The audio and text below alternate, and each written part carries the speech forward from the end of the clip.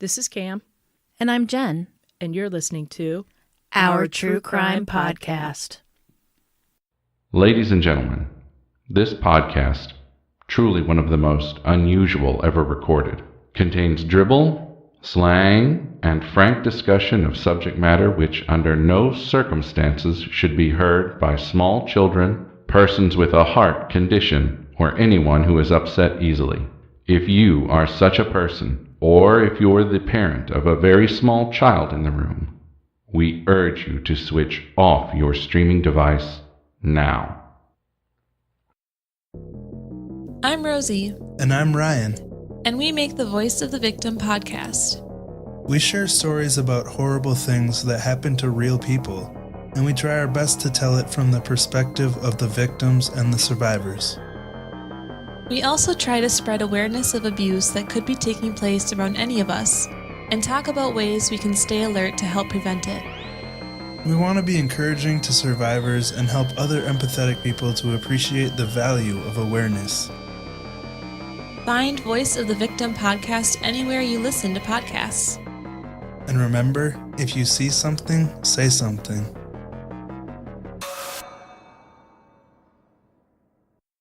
It broadcasts at 1:38 a.m. from the very center of hell. Octoberpod. Finally, a retro horror show which offers to bold individualists a look into the maddening space between nightmare and nostalgia. True horror stories and found footage beyond anything you've tested. Octoberpod, offered by OctoberpodVHS.com in black and white and color. Caution: to avoid fainting, keep repeating. It's only on YouTube. Only on YouTube. Only on YouTube. Only on YouTube. Stream as much as you can.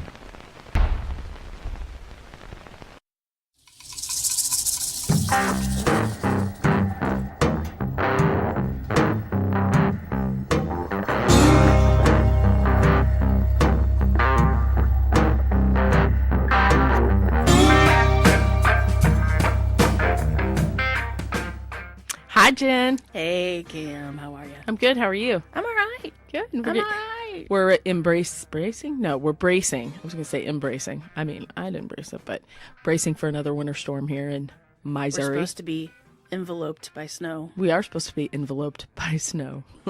Mm-hmm. Anyway, do we have any little shout-outs, anything we want to say real quick before we get started? We want to say a huge shout-out to everyone, first of all, because we love you all. And you know who you are. And you know who you are. And if you don't, it's you. It's not everybody else. It's just you. And also we want to, a big Heidi-ho to Steve Heidi-ho. Burgess from across the pond. He gave us a nice little shout-out. He did. It was very sweet. Very nice. Thank you. Compared us to Mel and Sue from the Bake Off show. The Greatest Bake Off? What's it called? The Great Bake Off. Is the that Great right? Bake. I don't know. I can't something remember like either. that. But it actually kind of fits us, I think. Yeah, kind of. Yeah. It's okay. Fun. I'll Yeah. take it. Yeah. I just wanted to I like say them. They're funny. I wanted to say thank you, Allie K, for checking us out and us keeping you company as you have been taking care of your sick daddy. Aw. And Sorry to hear you sick. yeah, he's talk about good genes. He's up there in years. Oh, and Steve Burgess, by the way, he does a brand new true crime podcast called True Crime Fix. True Crime Fix. True Crime Fix. It's really good. I really like it.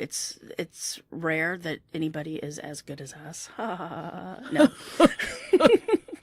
No, it's really good. I really like him. He's got a very sweet voice and Cool accent. great accent. You know me and my accent. And it's a great voice. It's perfect, but it's not so calming that it puts you to sleep, but it's very calming. And what else did I want to say? Oh, his cadence. That's the word I want. His cadence is really lovely. And Yes. it's just Perfect. I love it. It's like one of my new favorite podcasts. Honestly, truly, ain't lying. It's good. And that's true. You wouldn't say that if you didn't mean it. It's good. So you want to get started on today's show? Yeah. And also real quick, did you like OctoberPod, his new promo that we ran? Oh, of course. It's a takeoff from Last House on the Left, I believe. The original Last House on the Left trailer. Before we get into this show, I just wanted to kind of say, please forgive me for my pronoun usage. The story deals with a trans man, but he kind of goes back and forth. So most of the research that I found, he went by he, like that's how they described him, until later on when he had surgery. Right. So that's how I'm going to follow that, Right. okay? I just didn't want everybody to get confused with him, her, you know what I mean, and Right. bouncing back and forth. Well, and you also have to realize, too, that we're old, especially Camille, or Cam, or whatever she's going It's to go by okay. today. It's okay. We're old, and this whole pronoun thing is kind of like new to us, and we're trying really hard to get it.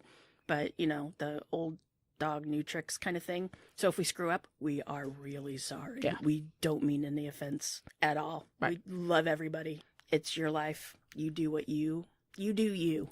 Boo boo. Boo boo. Okay, here we go. You ready? Sock You're it going to to like me. this because we got some music. A Ooh, little music in here. I love- Whoop, whoop. I got the music in me. I'm glad you say I that. got Ready? the music in me. Here we go. Whoop. I got the music in me. So the year was 1980. Disco was alive and shaking under the silver globe. Wow. The glitter was strong, iridescent eyeshadow ruled, and everyone wore a wrap dress with a cute wedge. Don't forget. Do you remember those days? Don't forget the little spooner on your neck for your little nose candy. Little nose candy. Little booger sugar. Oh, boy. Blondie had a heart of glass. Donna Summer was being a bad girl. Bad girl. I love that song. Talking about bad girl. And the queen who reigned them all was none other than Miss Diana Ross. Last dance. Last chance for love. I'm coming up. Yes, it's my last chance. I'm coming up. That's Diana Ross. For romance. Okay. If you were cool enough, there was only one place to see and to be seen. You know where that is, right? Studio 54. That's right, Studio 54. Isn't that where supposedly somebody threw cocaine all over the floor and Oh, Paris yeah. Hilton's mom and dad got on the floor and was starting to sniff it up? Oh, I'm sure. It was Yeah, crazy. They're classy. So there was Andy Warhol, Bianca Jagger, Liza Minnelli, Cher, Brooke Shields, but the velvet ropes were ruled by an iron fist, and you had to make the cut to make it inside. It had to be beautiful. In fact, We would have been the first one. little side note, Mhm. there was one party crasher who actually died trying to get in. He climbed in next door through a vent, and he died. He died trying to get in. Can you believe that? We'd never make it. Gonna do it or die trying, man. Would we get in there today? I don't Then know. we would. Fuck yeah. They We'd can't see probably us. just make Yeah, friends we with would. somebody. We would so get. Did you see our red carpet pick? Of course we'd get in there. Oh, yeah, you're right. You're right. You're right. We got into Oscars. We can do that. That's right. Times were different then. Coke and Quaaludes were everywhere. Quaaludes, can you believe that? Lewds. Mhm. Lewds. AIDS had not yet ravaged the scene. Oh God. Clubs Horrible blasting disco music welcomed the young gay men and women who were looking for a place to fit in, with all the pretty people, mind you. time. Of course. So while Studio 54 ruled the Manhattan scene, just north of the city was Westchester County, where the downtown area hosted discos such as, and you gotta Was love that these names. Studio 53? The Playroom and Zippers with the Z at the end. You know Of that's a gay course. bar. Those clubs were just the place where the young suburban gay kids could go to be themselves and find other people to hang with, have fun, and get down. Right? Down, get down. Ow! Get down, get down. One of the partygoers was a 21-year-old gay man named John Delia. Delia loved the scene, and he felt right at home in the gay club scene in Westchester. Delia grew up in Riverdale, which is a Bronx suburb just north of Manhattan. Now, as a child, he was a natural performer who loved the stage and being in front of people. He was cute. He was Right. cute. Even as a child, Delia loved to dress up and perform for people, and thankfully his mom encouraged it. She Good. often helped him pick out outfits and things like that. Oh, How cute is that, right? So as a young man, it was only natural that he would take to the stage and do what he loved. He loved the attention, of course. Of course. By by 1978, Delia started performing at Zippers with a Z, and the audience couldn't get enough. Now, he was doing drag. Of course. And for those that don't know, it's men that perform as women. over the top, like makeup over and the top, hair and and all they're that so good stuff. much fun. If you've never been to a drag show, totally go to a drag show. They are so much fun. All right, go ahead. His main character that he would perform was a woman whom he idolized, Miss Diana Ross. Second time we heard that, right? His movements were perfect, and his fully sequined costumes dazzled. He was born to perform in front of people, and he loved that adoration. But in private, he was starting to question things. Things like, was he supposed to be a man or a woman? Oh. Soon, John Delia started taking hormones, female hormones. The hormones started to change his body so that he would become more feminine. Delia started to develop breasts, but he wanted more. He decided it was time to go under the knife to change his appearance, and there was only one person whom he thought would be perfect, and he knew exactly who he wanted to look like, and that was his idol, Diana Ross. I'm coming out. That's what I sang earlier. I got a lot to... Delia had a nose job, Adam's apple shaved, and a few more procedures. Delia was becoming more confident in appearance and attitude, and it showed. John Delia meets an ex-Navy recruit named Bobby Ferrara, who started working as a bartender at Zippers. Now, the two opposites were immediately attracted to each other. Delia with his over-the-top outgoing personality, and Ferrara with his quiet manliness. It wasn't long before Delia fell very hard for Ferrara. It was all that Delia could think about, talk about, and it was noticed by all the friends. In fact, Delia said Ferrara was the love of his life, and he would marry him someday. Aww. Although their love was strong and real, just like everything else, their storybook romance would soon encounter a bump. The Navy military police showed up one day. Seems that Ferrara went AWOL, absence without leave from the Navy. They scooped him up and took him away and put him in prison in California. Oh. Devastated, Delia was bound and determined to wait for Ferrara. All the way across country, too, so she couldn't go see him. Exactly. Or he. I don't pronoun. I got you. Can cut that out. It's hard. I know. It's hard. I know. So he continued on with his life, performing and hanging out at all his favorite places with his favorite friends. It was at one of these outings that Delia would meet the person who would change everything. It's December 1979 when a 22-year-old woman named Robin Arnold pulls up outside the Zippers nightclub in a Cadillac as Delia was sitting outside. As she exited the car, Delia made a comment to Arnold. "Must be nice driving around in Daddy's car." She immediately shot back. "It's all mine, honey." He loved that, and the two of them automatically became fast friends. So Robin Arnold, now this is talk about different sides of the world. Robin Arnold was a beautiful and charming and had an attitude to go with her heritage. See, she was born from a wealthy family out of New York City and was not only beautiful but smart. She had actually went to college and earned a nursing degree. Wow. Much like Ferrara, Arnold was opposite of Delia, personality-wise. Delia was edgy and fun with his drag performances and groups of interesting friends. You know what I mean? Like interesting people to hang out with. And the avant-garde. Avant-garde. The bourgeois. Yeah. Robin Arnold saw Delia as someone she never knew growing up in her privileged, rich New York life, and she worked hard to get into his inner circle and become friends with all of them. She worked hard for the money. So hard for it, honey. Not long after the two of them became friends, they hit it off. Arnold was always hanging out with him, but apparently she became his fruit fly. But Arnold did not quite get the memo, or thought that maybe she could change him, because she developed feelings for Delia. Surprisingly, and much to not only his friends' utter shock, but to everyone, Delia, for the first time in his life, is digging on a woman. Dun, dun, dun. He was a bit smitten, maybe infatuated, whatever you want to call it, but it was new and different, and they both kind of liked it. So Ferrara was away in prison, and he's kind of liking on a girl. While the cat's away, the mice play. It's true. So maybe he was bisexual? Yeah, maybe. Or maybe it was just exciting and new. Step aboard. We're expecting you. The love boat. So the two quickly became an item, and they're hanging out nonstop, often staying the night with each other at each other's places and things like that. staying the night. Uh, Now, while his friends were still dealing with Delia and his new love interest, it was not the only shock that Delia would present to his friends.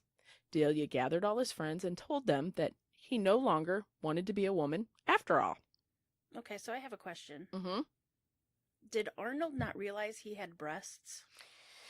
Delia stopped taking the hormone injections. His friends are left wondering they were- if Delia is lonely since Farrar's in prison and doesn't want to be alone and so is hanging out with Robin, or if Delia was just confused because he's young. Right, but you said that Arnold did not know about... No, she knew. She knew. He was a drag performer. How could you not know? Well, there are some straight men, not a lot, but there are some straight men that do No, we drag, know. And there's also some straight men that have breasts, slightly. So, but aren't taking hormones. no. Okay. Okay, I don't know. Well, see, so that's why he quits taking them. Yeah. Okay. I was just confused. I got you. As 1980 kicks off, the friends are wondering and worrying about, about this whole situation. Delia and Arnold were getting serious as they dated, and Arnold rented a condo in Riverdale for them both to share, so they're going to move in together. Right.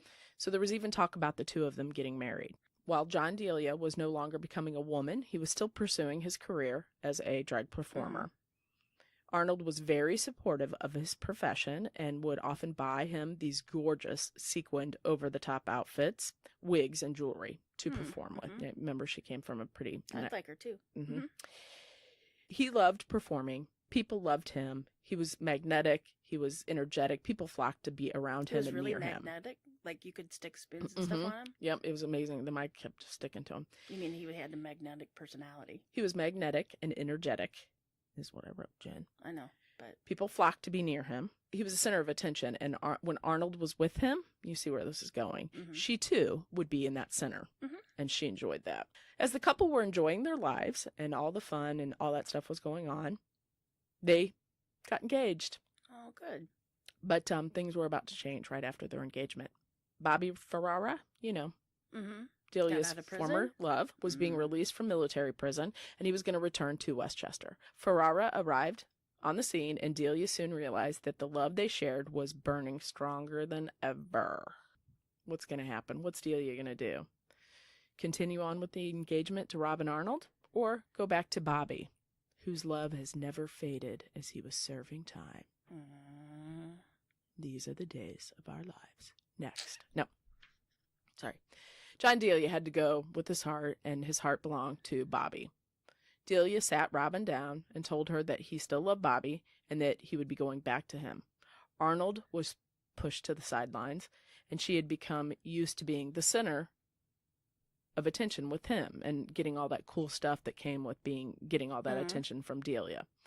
So obviously it was a huge shock to her. Now Robin thought maybe she could change John, Of course she did. but it soon became obvious that that's never going to happen. Arnold, You can never change a man, not even sexuality. You nothing, can't even get them to change their socks half the time. So come on. right? No offense to men. I'm just saying you can't change a man.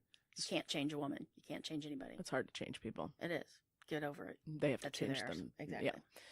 Unless they want you to change their diaper, then that's a wholly different story. And Oh, I'm don't not talk about even that. gonna. That's disgusting.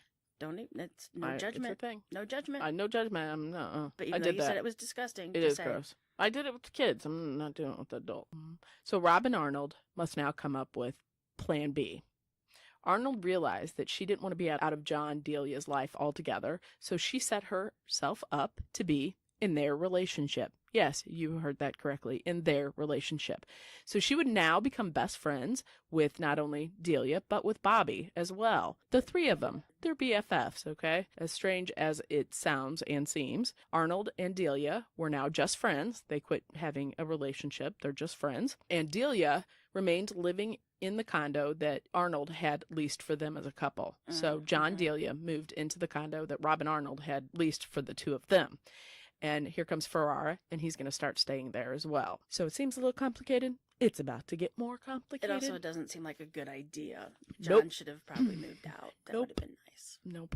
When Bobby Ferrara returned from prison, a few things about him had changed, which is often the case. These changes would, of course, put a strain on the relationship that John Delia and Bobby Ferrara once had. So Bobby informed John Delia that he felt he wasn't totally gay and he wanted to be with a woman. Bobby's now having... Bobby wants to be with a woman. Okay. Not become one, but be with one sexually. Right. Okay. Okay. Immediately, John Delia starts thinking about how he is going to try to lure Bobby back. And so, of course, now he starts thinking once again that he wants to go back and try to be a woman. No. This is a mess. Yeah, no, now you know about the pronouns and how I had to kind of keep that straight. Just wait, it gets worse. Okay, and his idea was that he would squash Bobby's need to be with a woman, right? And what would that do? Bobby would therefore be more attracted to John Delia. Okay, and you can't change for a person either. Just FYI. John Delia starts taking his hormone injections again, but he wanted the change to go faster because he was getting a little worried about Bobby losing interest. So Delia begins researching gender transition surgery. Now, remember, this is 1980, and the procedures are still relatively new, not as common as they are today. And, that's a scary thing to be thinking about that, you know? And it's so complicated. It is complicated, and to be doing it because basically he didn't want to lose the love of his life. In 1951, a trailblazer set the path for gender reassignment surgery, and her name was Christine Jorgensen. Christine was born George William Jorgensen on May 30th, 1926, in the Bronx, New York. Born as the son of a carpenter, Jorgensen grew up feeling like she was stuck in a man's body. She hated boy clothes and loved her sister's pretty dresses. In her teen years, she said she was more envious of girls than interested in them, which I thought was kind of telling, I think. That's heartbreaking. It really is heartbreaking. It really is. In 1945, the draft came a-calling, and she was soon in the military, as George, obviously. Mm-hmm. Her petite frame landed her as a clerk at Fort Dix. She was discharged in 1946. So it was shortly after this that Jorgensen realized she was going to become a woman. In 1950, Jorgensen traveled to Denmark to begin the transformation from man to woman. At this time, the only place that performed such procedures was in Europe. Treatments consisted of hormone therapy and surgery. While still recovering in the hospital, obviously, she became huge news in the United States. There was such headlines. This is terrible. Being gay was still illegal back then. There was headlines in the newspapers over here as Bronx boy is now a girl, and dear mom and dad, son wrote, have now become your daughter. These are headlines of newspapers. It's horrible. When she returned home, publicity was out of control. She was hounded all the time by the press, which you can imagine. She finally agreed to do a sit-down interview and told American Weekly her story. Eventually, Jorgensen would become more comfortable with her fame. She developed a nightclub act saying, if you want to see me, you're going to have to pay for it. Nice. Smart, good. Right?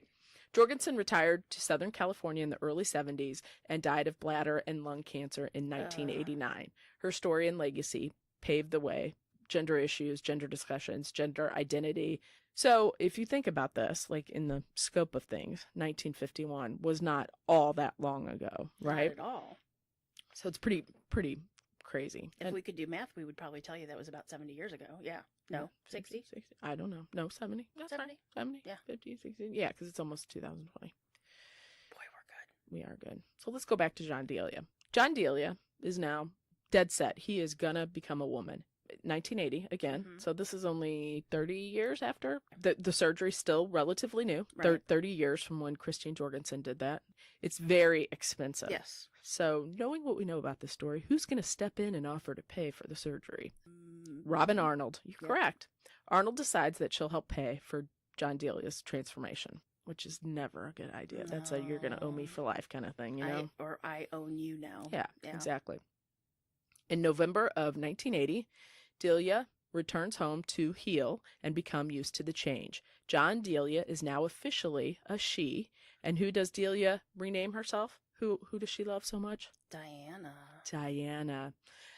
Ross. John Delia is now Diane Delia. Oh, Diane. She goes with Diane, but she based it off of Diana Ross. Dirty Diana. Dirty Diana.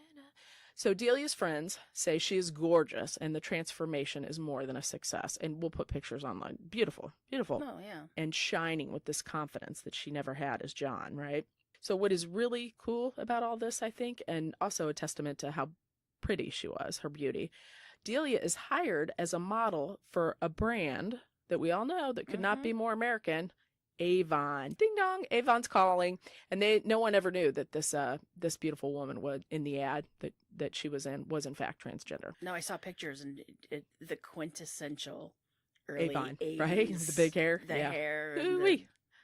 Life could not be going any better for Diane Delia when, in August 1981, Diane Delia and Bobby tied the knot in front of family and friends with for them. none other than their best friend, Robin Arnold, right there beside them. Now, this is a little odd, I think. Arnold even helped buy the engagement ring that would adorn Diane's finger. She gave Bobby $1,400 to purchase it. So she bought the ring that's on the guy that she used to love's hand. Do you Who's know now what a woman? Who's a woman? But it's like No, I know. it's a little symbolically weird that you're marrying, like you're in that marriage kind of too. You know what I mean? Like you helped buy that ring. You're there all the time. Just a little. That it's just not going to turn out well. You know what I'm saying? No, exactly. 2 months pass, and the honeymoon phase of Diane and Bobby's marriage is starting to turn. Get a spoil. Of course it is, right? The two begin fighting nonstop, and the thought that John Delia had, which was becoming Diane, would fix the relationship, did not turn out so good. That was not to be. That was not happening. Bobby Ferrara admitted to Diane that she was not really attractive to him anymore, and he was having a hard time, shall we say. Well, I just did. Get it? He was having a hard time. He couldn't perform. Because he really wasn't interested in women. Bobby admits that he is starting to check out other men now. Yes, I see. We go there. The two of them start flirting with really handsome guys, trying to get the other one jealous, right? They start, you know how it is. Their relationship was obviously becoming really toxic and volatile. Horrible. So maybe it was her plan all along, but guess who's still there on the sidelines waiting? Robin Arnold. So she's still there, Outwit. and Outlast. she is still best friends, BFFs, with Diane Delia. They start hanging out even more together now. Of course they do. And now, John is now Diane, so it's two girlfriends doing what they do, being, going to bars and looking for cute boys, right? Problem that they're having now between the two of them is that Diane and Robin are both liking men. They start to go after the same kind of guy. They're competing. They start competing like two girls would. The story is this something or what? It just wait. Here we go. It's going to, woo! In September 1981. Now, if they're your true friends, they stay away from the men that you like. Yeah, but this is just in September 1981, as Diane and Bobby's marriage is coming to an end, Diane meets some new friends at a club. Robert Vasquez is an auto parts salesman, and Laura is a makeup artist. Robert and Laura start to become part of the group that regularly hung out at Zippers, with a Z, nightclub. Diane decides it's time to move out from underneath Bobby. Literally. No, move on from Bobby, I guess we say. And she moves back in with Robin. So their new friends agree to help move Diane back into Robin's place. Because here we go. You ready? Put your seatbelt on, Jen. And for a bumpy After ride. finishing the move, the group sits down to eat. But really, they start drinking because we know how that goes, right? And they end up drinking a lot. The two besties, Robin and Diane, start to turn their attention to Robert. Okay. Robert Vasquez, pretty good looking fella. We know this pattern of the two girls who like a boy and which one are you going to choose? Da da da da da. And he's already in another relationship, correct? Well, he's with Laura. And Laura's there. In front of him. Oh, nice. This gives me a headache. It's like so much to deal with. Okay. As had been established a little bit earlier, we already know that Robin adores Diane Delia, right? And if Diane sets her sights on a guy, then Robin automatically likes that guy too. So this is little patterns unfolding here as they're all sitting there getting drunk. So Vasquez would later say that at one point in the evening, he had Diane's hand on one leg and Robin's hand on the other leg at the table, right? So Robin begins to try to seduce Vasquez while in another room, and she undresses in front of him and tells him that her vajayjay is real and Diane's is fake. Oh, that's mean. Right? oh, no, you didn't. Look, I wrote that. Oh, no, you didn't. Oh, that's horrible. So Robin is trying to seduce Vasquez, and Diane makes a play for Laura. You guys keep up with me here. I am. I'm. So the next morning, Robin walks in to find Diane and Laura in bed together. Okay. Robin freaks out and becomes extremely upset. So she's very... Does Robin still have feelings? Mm-hmm. I think what was going on here is that Robin was like, okay, if you're going to be a girl and you're going to like guys, that's one thing. But if you're going to be who you are and you're going to like women, it should be me. I mean, I think that's what's going on there. You know what I mean? Because she was in love with him earlier. I think Robin's a little crazy. So it's only been 3 days since Diane had moved back in with Robin. Obviously, things weren't going so well, right? Diane goes over to a good friend's house, and his name is Gary Santasario. I like that name, Santasario. That sounds like a nice good ring. one. And she asks him if she can stay with him for the night because, they're just not getting along. And he says, of course. So Diane then tells Gary that she needs to go out for the evening. Gary asks why, and she says she'll tell him all about it when she gets back. And by the way, can I stay with you for a few weeks? It's going to be more than one night. It's October 7th, 1981. Diane leaves the apartment around 7:30. Now that's Gary's apartment. She's dressed in purple pants, a tank top. This is important later. That's why I say this. And lavender suede heels. You're looking fine, girl. So this would be the last time that Gary would actually see Diane Delia alive. I wonder if she wears Charlie. 3 weeks pass since Diane had left her friend Gary's place and no one had seen or heard from her. 3 weeks. 3 weeks and nobody's. And they kind of talk about that. So October 28th, a call comes into the 10th precinct requesting detectives respond to 28th Street at the Hudson River location. There was a body floating in the Hudson. As Detective David Longo responds to the scene, the body had just been removed from the river. The body was wrapped in a yellow blanket which had been placed over her head. The blanket was secured with a rope tied around the neck. The pinkish stain on the blanket let officers know that there were head wounds underneath there. The woman's clothing let officers know she was dressed up for an evening out, but missing were her shoes, jewelry, purse, or an ID. Further investigation finds grass clippings inside the blanket, as well as leaves and twigs, prompting authorities to believe the killing happened elsewhere, and she was transported to that location. Police send the body and the gathered evidence to the medical examiner's office. They're looking for cause of death, as well as trying to find out who the woman is, identifying her. It came back from the medical examiner's office that the cause of death was 4 gunshot wounds to the back of the head. The autopsy also revealed something that would help in identifying who this person is: a small bunny tattoo on her left shoulder. Another discovery during the autopsy became obvious, which you just said it. The person had no ovaries or uterus and had, and I can't make this up, quote, an oddly shaped vagina, end quote. This woman was once a man. Right. Well, all vaginas are oddly shaped. Well, so plus that, I thought that was kind of funny. Like, I mean, who, never mind. You know what I mean. Okay. Well, but maybe they could tell that it was made out of bread. Police began their investigation where her body was found. The area was known for drag shows and prostitutes, and it was kind of a bit of a rough area. Yeah. The thought was if a trans person washed up on the shore, they were probably killed. I mean, the belief was that they were probably killed following a robbery or a violent crime or a hate crime, which back then, I mean, I guess hate crime was a thing. Not that it wasn't a thing. It was totally a thing, but like the name of it. Right. Did it have that name? Hate crime.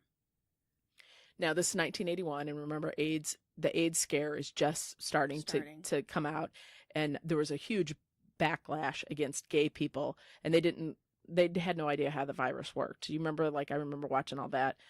They didn't want to touch people. They didn't want to touch the sick, and that's insane, right? Horrible. Those poor people. Police knew from the beginning that to start, they needed to help identify the body. They needed to figure out who it was before they could move into motive murder and, find the perpetrator. Authorities reach out to the community around there, and they're looking for help. They blanket the area on the west side, which consisted of a large number of drag show bars, and they were hoping to gain some information about this young trans woman. A small newspaper operating in the area agreed to publish an article about the crime, asking for help from the residents. About a week into Diane's disappearance, Gary receives a phone call from Robin and Bobby saying that they were looking for Diane and they can't find her. Gary says that in the past, Diane would often disappear for a bit to cool off. She'd pull a Camille, let's be honest, right? She'd do that. So Robin reports Diane missing on October 17th to the Yonkers Police Department. But it's a missing persons report, so it doesn't make it to the 10th precinct where the body of an unidentified woman had been found. Okay, now this was before computers and technology, Right. so this was, streets away, yet worlds away. Right.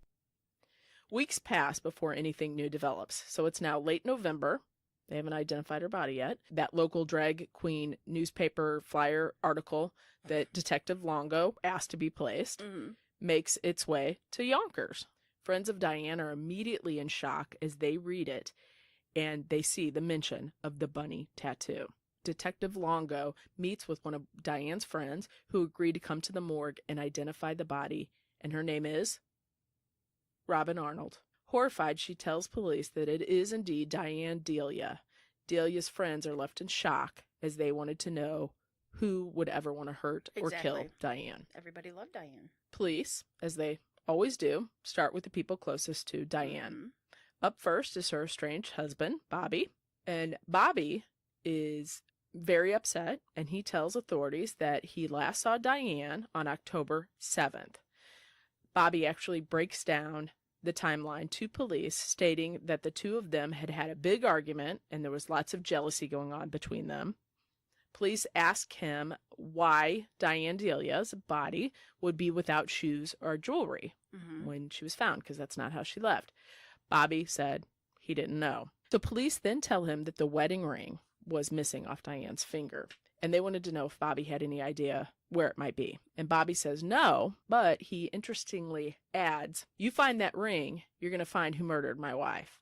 Chilling statement that will come to play later. The statement bothered the detective so much so that he set about trying to find that ring just as hard as trying to find the killer.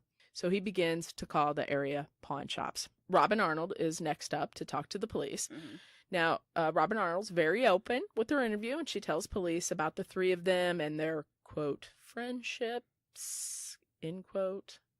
I don't even know. Friendship. I don't know if you put that in there. Stalker. Yeah, whatever.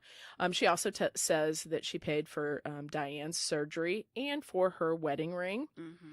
The police seem to believe that Robin was genuinely upset and had feelings for Diane Delia and would not harm her. During this time, as often the case when two people are, dealing with something and it's very, it's Are you very, kidding me? It's very hard for them. Emotional. Bobby Ferrara and Robin Arnold grow closer together, and eventually Bobby Ferrara moves into Robin's house. Are they together, or are they just friends? Now, no one really sees this as odd because the three of them had always been a trio, right? Diane and Robin and Bobby, but now it's just Bobby and Robin. In early December, detectives working the case finally get a break, and it's from one of Diane's best friends, Gary Santasaro, the one that she was staying with, the one that last saw her in her cute little purple outfit. Gary, along with some of Diane's other friends, decide to go to Robin's place. They're going to go hang out with Robin at Robin's condo. The friends had come over, and they started going through some of Diane's stuff in the closet, including her fabulous gowns and clothes and wigs and makeup and all that stuff, right? They're looking at all the stuff and kind of going over the memories and things like that. And I'm sure Diane would probably, I would just assume that, other drag performers that were friends could use those outfits or whatever. That's just me guessing that. But so looking down, something catches Gary's eye. Dun, dun, dun. He reaches down and he picks it up.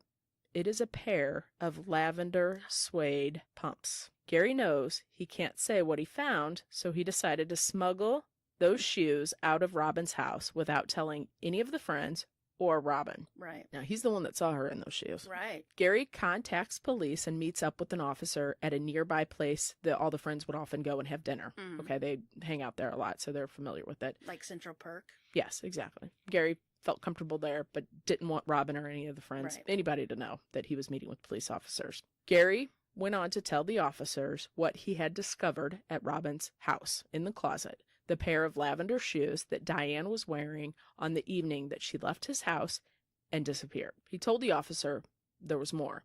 Gary noticed that something was missing from Robin's house. At the foot of her bed, there was always a neatly folded yellow blanket, and it was not there when he was there. Now, while this is compelling, this is all the police have to go on at this time. So, I mean, maybe not. Detective Longo is still intrigued with the statement that Bobby made about finding her wedding ring and finding the killer. Longo thinks on this for a bit and suddenly remembers something. This is like a puzzle. And it's just like this. You can't make this up, I'm telling you. Next to the diner where they went to go meet Gary to get the information about the shoes, right next door, there is a Pawn shop. Now, maybe, just maybe, the killer, I mean, would they really be that dumb? To get rid of the ring right next to where all they hang out. The detectives go into the pawn shop and they speak to the owner. They show him a replica of Diane's ring. The officers ask if it looks familiar. Anybody by chance had stopped in lately and, maybe tried to pawn one off? The owner says, well, yes, and I remember that ring. Police then start showing the owner photos of all Diane's friends and former lovers, family, anybody that can, identify the person that pawned that ring. And with one photo in particular, the owner claimed that right there is the person who came in and pawned the ring. It was Robin. Bobby Ferrara. Really? That's awesome. Well, no, it's not awesome, but that's, yeah. Oh, there's more twist here. Stay tuned. They're together. Detective Longo attempts to reach Bobby Ferrara, and surprisingly, he's nowhere to be found. Shocker. Detective Longo, he's pretty close to this, and he knows that something's going to get on this, right? Like, he knows, it's not going to be in the end of this. I will get you. Yeah, I know. So an interesting call comes into the police station, and the caller says he has information about the death of Diane Delia. The man comes into the station, and Detective Longo interviews the man. The man, who is friends with Bobby Ferrara, is named Dominic Giorgio. Giorgio tells the detective that after Diane's death, he started hanging out with Bobby Ferrara and Robin at Robin's apartment. Recently, when Giorgio was hanging out there, they were watching, this is so odd, they were watching an episode of General Hospital. And Luke and Laura. And it was during this time he heard something that scared him. Giorgio said that he heard Robin say she was involved with killing Diane. What? He claimed that Robin said, I killed Diane. This is Giorgio, their friend. It was shortly after this that Giorgio cornered his friend Bobby Ferrara and demanded some answers as to what happened. What happened with this murder? What's going on with you guys? Bobby Ferrara caved and told him what happened. Giorgio convinced Bobby Ferrara to write all of this down, and it provided a lot of details for the police. In the confession, Bobby Ferrara says he talked Diane into going for a drive with him to talk about their relationship. That's over. Yeah, they don't fall for have a that. relationship anymore. They're divorced. They're gone. It's over. Bobby Ferrara told Diane that after the drive, they would go meet with Robin at a bar to hang out and have some drinks later after their talk. They meet up with Robin. At the scene, Bobby Ferrara and Robin tell Diane they had found something in the woods and that Diane would like to see it. According to his testimony, Bobby Ferrara and Diane Delia were walking side by side with Robin behind the couple. They reach a small park under the Tappan Zee Bridge, and at this point, during the walk, Robin pulls out a gun. Robin then shoots Diane Delia in the head twice. After Robin shoots Diane, Bobby Ferrara takes the gun and shoots Diane 2 more times because he said her body was twitching and he wasn't sure if she was dead. So there's the 4 shots. Bobby Ferrara claims he did this because he didn't want her to suffer. Yet after doing this, Robin and Bobby leave Diane's body bleeding in the woods. Bobby Ferrara goes on to say that days later, he returned to the scene, wrapped Diana's body in a yellow blanket, and dumped her body into the Hudson River. Remorseful. Days later. Really? You big jerk? Police now felt that they had enough evidence to make an arrest. On January 21st, 1982, officers arrest Robert Ferrara for the murder of his wife, Diane Delia. The following day, Robin Arnold is arrested. Both are being charged with murder in the second degree. Second degree? Yes. Second degree? Second degree. You want me to say that again? Second degree. Why second degree? The case goes to trial in September 1982. The state asserts that while Bobby Ferrara loved Diane Delia, he didn't want to be with her, but he didn't want anybody else to be with her either.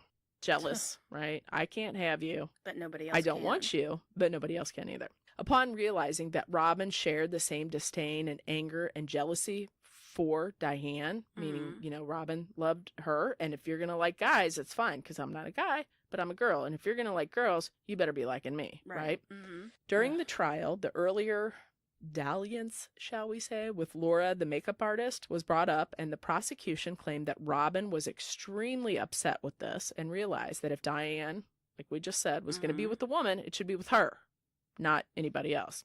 And so Robin was very angry that she had supported John Delia and now Diane Delia with surgery, clothes, a place to live, wedding ring. I can see that. On and on and on. Friends of Diane say that Robin was upset and wanted what she couldn't have. And when she couldn't have it, she was just going to get rid of it. Right.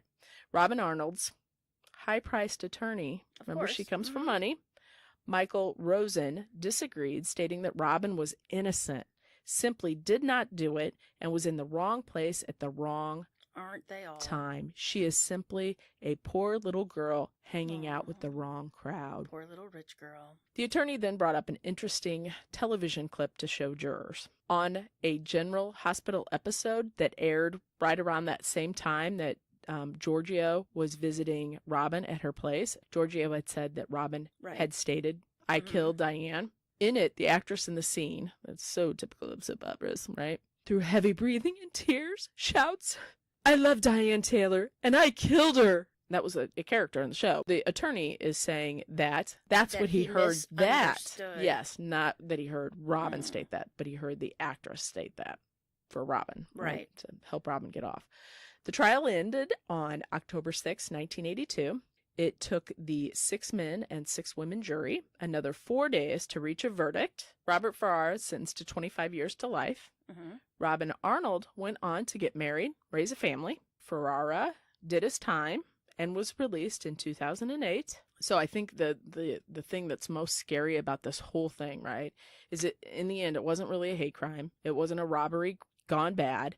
It was something much scarier, and that was that the 2 people that supposedly loved Diane the most in the world are actually the ones that ended up killing her, which is far scarier than some stranger. Jealousy. Yeah. Just because they were jealous. That's what a story.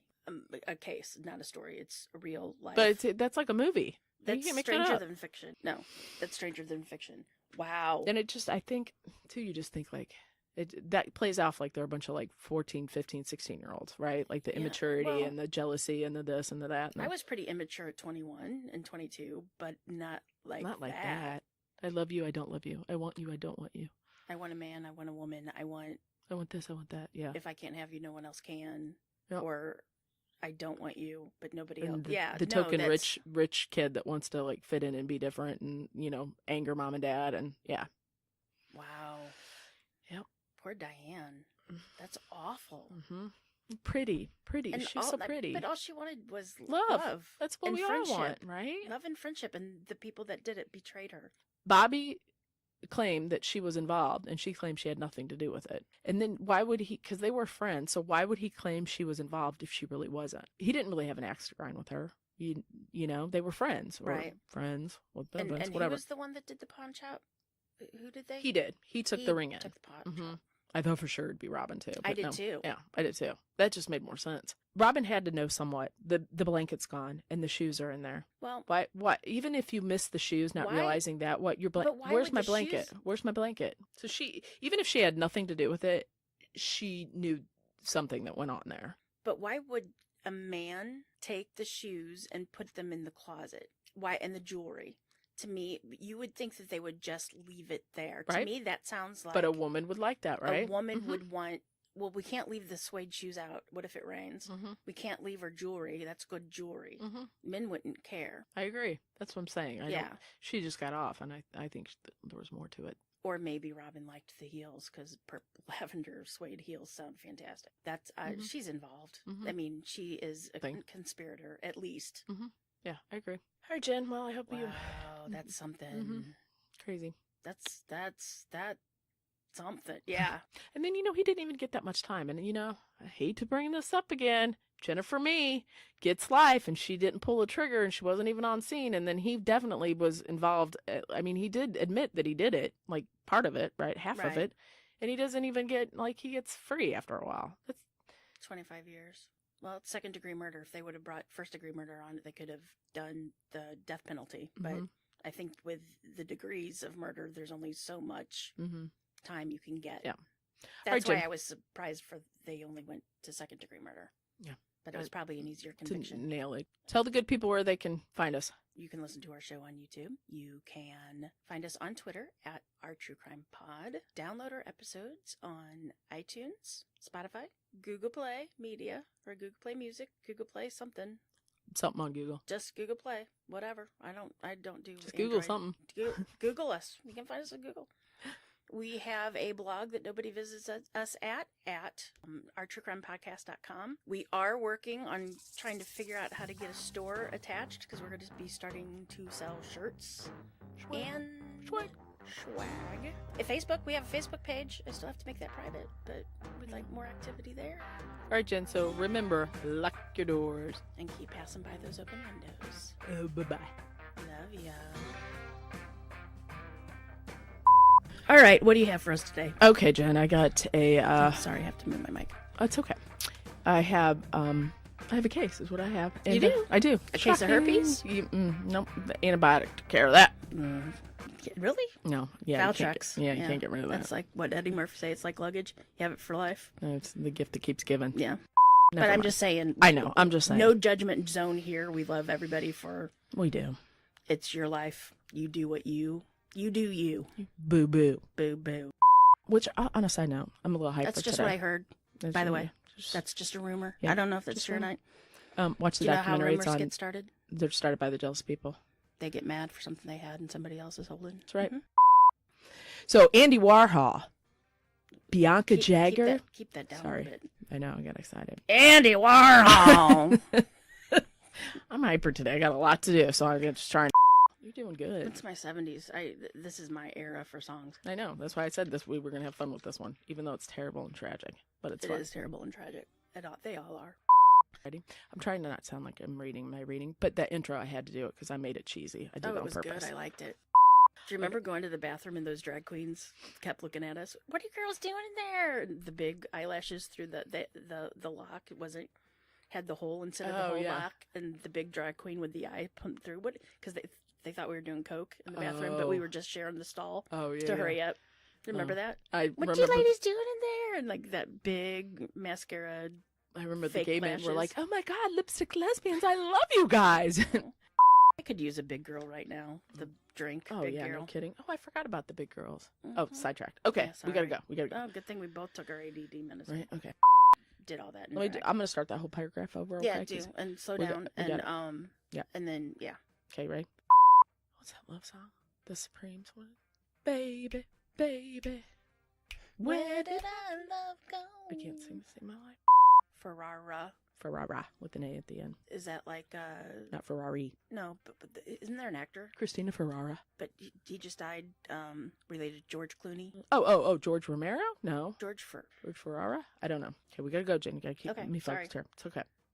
It was Miguel Ferrar. Miguel Ferrar, yeah. Now, while his friends were still grappling, while his friends... Grappling? Yeah. Now, while his friends were still dealing with Delia, I know, right? Did they envelop him? They or did. Enveloped him. Well, there's a caveat to it. It's the epitome of It really is. love. Yeah, it is. So fucking funny. I'm I sorry. love it because you know what? We do the exact I same know, thing. you but can't we help it. Kind of catch it. Usually. We try to. Or we cut it out and pretend like it never happened. Exactly. Anyway. So she's a gold digger, and I ain't saying she a gold digger. I ain't saying she a gold digger. so not only was she a gold digger, but she was also a She just liked that attention. coat. What's that called? A coat? A beard? No, not a beard. A coat of many colors? No, going on their coattails. Made for me. Yeah. Ferrara arrived. I know, I can't. Ferrara arrived. Ferrara arrived on the scene, and Delia said, Ferrara arrived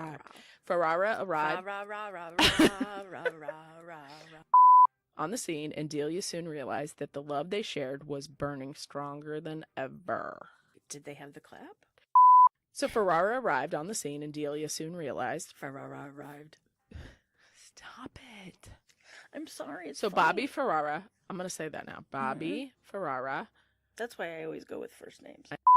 Bobby Ferrara informed. It's the Ferrara. It's Ferrara. Oh, this is a That's doozy. just why I just say Bobby. I'm gonna have to go with Bobby because I Yeah. just can't get the Ferrara. Wasn't there something about the best place to go was Switzerland or something? Or am I remember that wrong? Or was that a joke in the 80s about having to go over to Glad you bring Switzerland? that up, Jen. Oh, Back in sorry. 1951, sometimes it's like you read my mind. I swear to God. Well, I'm smart. And she was discharged. Sorry. And Of all she- places to go if you hate your body, Yeah. if you're a male, you have to go to Fort Dix.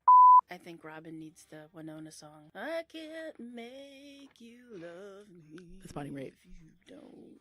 Bonnie Raitt. Her too. Okay. And like that song always reminds me of Rodney. Bless his heart. It's a shout out for you, Rodney. Charlie, who's that? Charlie. I can bring home the bacon. Banana fried up in a pan. Na-na-na-na. And never, ever, ever forget. You're my man. No, that's Anjali, right? Angele. Yeah. 'Cause I'm a woman. Angele. God, that had to stink. Okay. Grandma bought me a bottle of Charlie when I was sick one time, and I used it all in one day. Of course you did. Dad was trying to get me in the bathtub because he goes, my eyes were watering. You were so bad, and you were screaming, "Not my Charlie! Oh, my Charlie will be gone! Not my Charlie!" Thank God Charlie will be going down the drain. Babe, I loved the one Babe, I'm leaving. I must be on my way. but the perfume Babe. I'll be seeing you. I can imagine that the medical examiner was told a woman was being brought in, and then noticed that there was changes. Change it, turn and face the stranger. Changes. I miss David Bowie. The detectives go into the pawn shop and they speak to the owner. They show him a